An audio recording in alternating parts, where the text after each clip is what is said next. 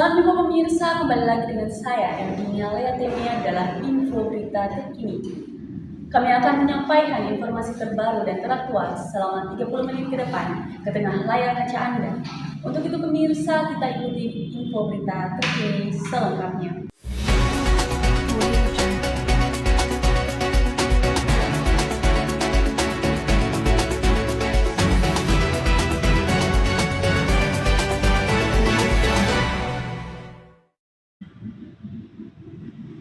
Informasi yang pertama, kali ini kami akan membahas seputar perbandingan kerja antara Menteri Keuangan kita yang baru yaitu Bapak Purbaya dengan Menteri Keuangan kita yang lama yaitu Ibu Sri Mulyani. Siapa yang tak kenal dengan Pak Purbaya dan Ibu Sri Mulyani? Ibarat mobil, Ibu Sri Mulyani adalah rem dan Bapak Purbaya adalah gas. Selama sebulan menjabat, Bapak Purbaya sudah melakukan uang pajak dikelola kembali, penyaluran dana 200 triliun ke bank-bank himbara. Namun Ibu Sri Mulyani, uang pajak tidak dikelola, dibiarkan mengendap di bank begitu saja, dan kenaikan PPN sebanyak 12%. Dan berikut ini adalah beberapa 1 bulan Bapak Purbaya selama menjabat. Berikut pemirsa, ini adalah pencapaian dari Bapak Purbaya. Yang pertama adalah Bapak Purbaya menyalurkan dana sebesar 200 triliun rupiah ke bank himbara. Dan yang kedua, IHSG mencapai rekor baru, naik dari 1.000 menjadi 8.350. Selanjutnya ini adalah pencapaian dari Ibu Sri Mulyani. Salah satunya adalah pada tanggal 18 September 2006, Ibu Sri Mulyani dinobatkan sebagai Menteri Keuangan terbaik se-Asia.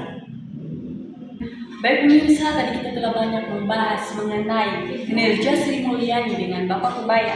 Sebentar mereka akan ikut berbincang bersama kita mengenai kebijakan-kebijakan mereka saat menjabat. Untuk itu pemirsa, tetaplah bersama kami di info berita terkini dan jangan pindahkan channel TV Anda.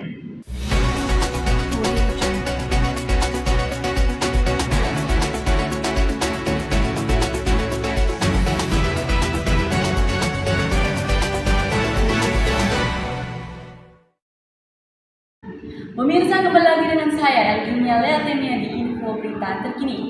Kali ini sudah ada bersama saya di studio yaitu Ibu Sri Mulyani. Nantinya kita akan berbincang dan mengobrol bersama dengan Ibu Sri Mulyani dan saya akan tanya-tanya nih mengenai kebijakan-kebijakan saat Ibu Sri Mulyani masih menjabat sebagai Menteri Keuangan kita.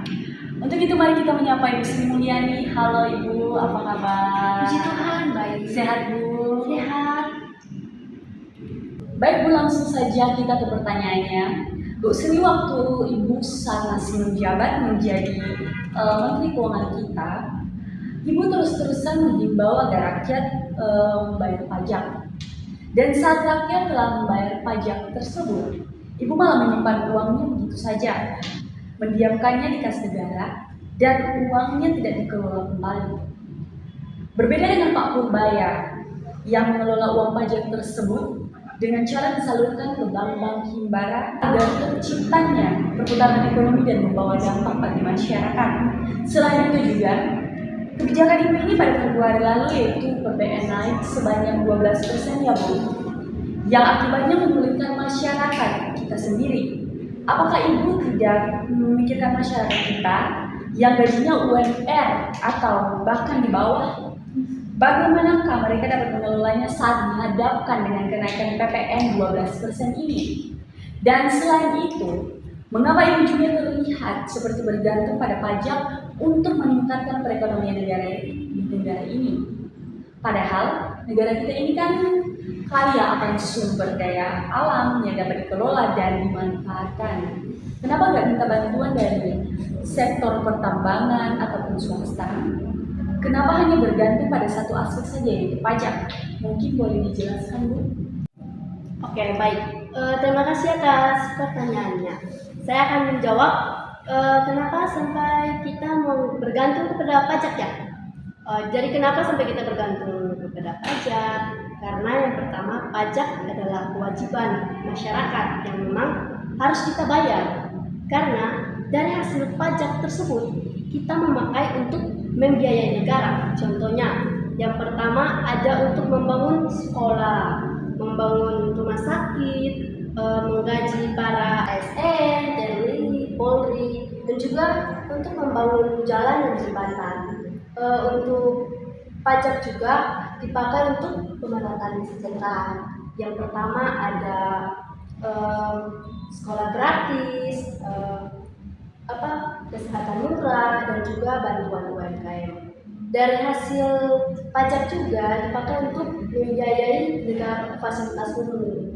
Pertama ada transportasi, kedua telekomunikasi, dan juga ketiga ada irigasi, dan keempat energi dan juga sanitasi.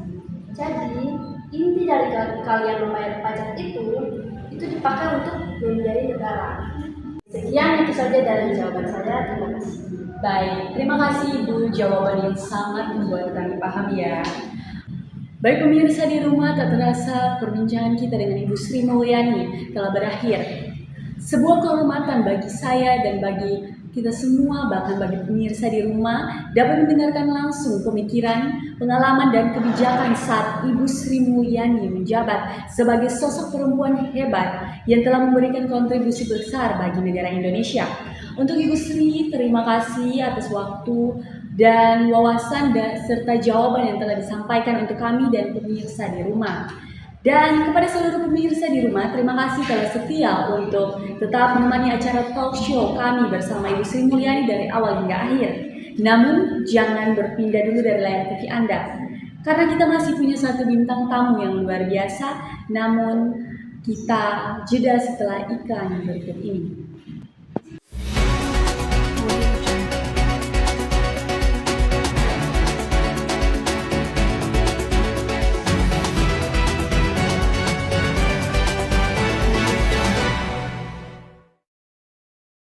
Baik pemirsa, kembali lagi dengan saya Elginia Leatemia dalam info berita terkini.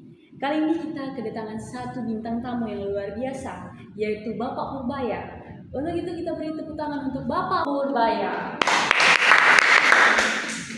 Oke, kita langsung saja. Halo Pak, apa kabar? Puji Tuhan, baik. Puji Tuhan. Kita langsung saja ke pertanyaannya Pak. Baik. Ya. Pak baru 1 bulan menjabat ya, tapi Bapak sudah buat banyak sekali gebrakan baru di kursi kementerian. Salah satunya yaitu penyaluran dana sebesar 200 triliun ya Pak ke bank-bank himbara. Yang ingin saya tahu adalah apa maksud dibalik penyaluran dana yang Bapak lakukan ini. Jika memang ini disalurkan ke bank dengan target peminjamannya adalah masyarakat, kenapa gak langsung aja Bapak bagi-bagi uangnya ke rakyat? Kenapa harus lewat perantara bank lagi? Mohon dijawab Pak. Oke, baik, terima kasih. Ya, betul sekali. Kemarin saya memang telah menyalurkan dana sebesar 200 triliun ke bank-bank himbara yang ada di Indonesia.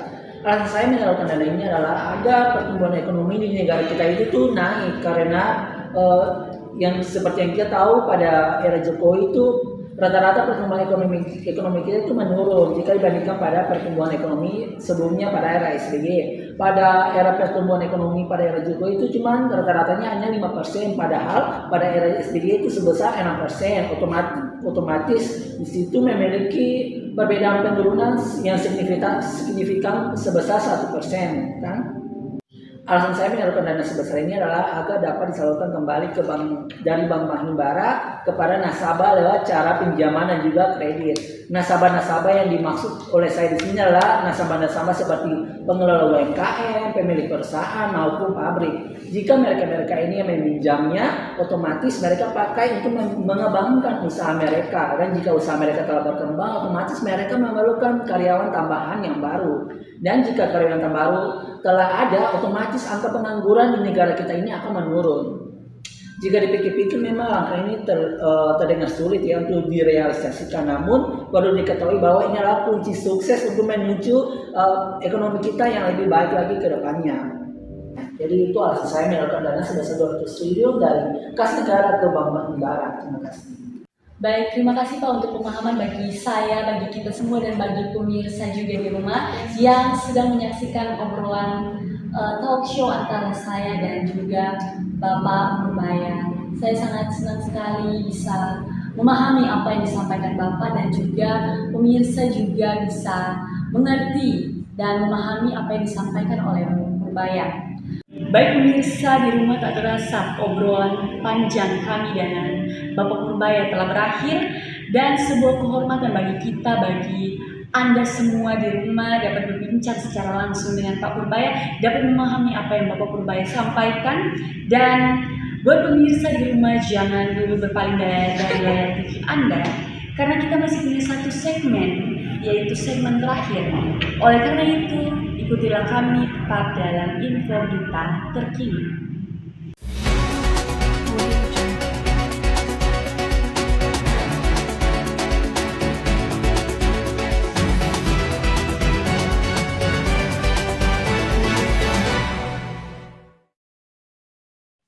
Pemirsa, kembali lagi bersama saya Elginia Leatemia dalam info berita terkini. Buat pemirsa di rumah, sekarang kita telah berada dalam segmen terakhir dari talk show ini. Dan pada segmen ini kita telah kedatangan salah satu pengamat politik, yaitu Ibu Bella.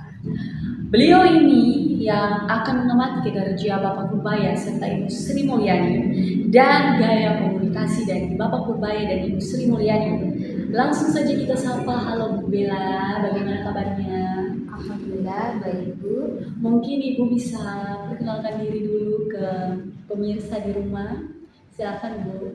Oke, baik. Perkenalkan, saya Bella, pengamat politik yang sudah berpengalaman. Saya telah berkecimpung di dunia politik sejak 7 tahun terakhir, dan saya sering mengamati perkembangan politik yang terjadi di masa dulu maupun di masa sekarang. Jadi menurut saya, kinerja Ibu Sri Mulyani dan juga Pak Purbaya ini jika disatukan, maka keduanya memiliki arah yang berlawanan. Pak Purbaya baru 1 tahun menjabat sudah membuat banyak gebrakan, salah satunya penyaluran dana 200 triliun ke Bank Himbara. Dari sini kita dapat melihat bahwa Pak Purbaya adalah orang yang langsung bertindak dengan bukti, bukan hanya janji di mulut saja. Pak Purbaya adalah Menteri Keuangan yang kalkulatif dan berbasis data, berfokus pada peningkatan ekonomi secara cepat dan lebih menekankan stabilitas dan kesejahteraan masyarakat. Sedangkan kalau Ibu Sri Mulyani, beliau lebih berfokus pada penguatan ekonomi internal. Hal ini dapat dilihat dari penyimpanan uang negara pajak tanpa dikelola. Beliau tidak hanya menjalankan kebijakan, tetapi juga membentuk arah ekonomi negara melalui strategi fiskal dan tata kelola. Baik Bu, lalu bagaimana dengan gaya komunikasi antara Bapak Purbaya dan juga Ibu Sri Mulyani? Boleh dijelaskan Bu? Sedangkan kalau gaya komunikasi dari kedua Menteri Keuangan ini, Pak Purbaya berbicara secara to the point tanpa basa-basi atau uraian yang panjang. Beliau adalah tipe orang humoris saat berbicara. Terbukti dalam beberapa rapat koordinasi, beliau sering tertawa dengan lelucon yang dibuatnya dan berbicara dengan santai pada publik. Beliau berfokus pada komunikasi transparan untuk memenangkan hati masyarakat.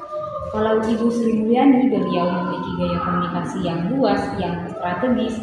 Beliau mampu menjelaskan isu kompleks dan bahasa yang mudah dipahami. Baik Ibu Bella, terima kasih untuk penjelasannya dan pemahamannya bagi kita dan bagi pemirsa di rumah. Dan pemirsa, tidak terasa kita sudah sampai di penghujung talk show ini. Sungguh sebuah kehormatan bagi saya dan bagi pemirsa di rumah dapat mendengarkan langsung pandangan dan pemikiran dan wawasan dari pengamat politik terhebat, yaitu Ibu Bella.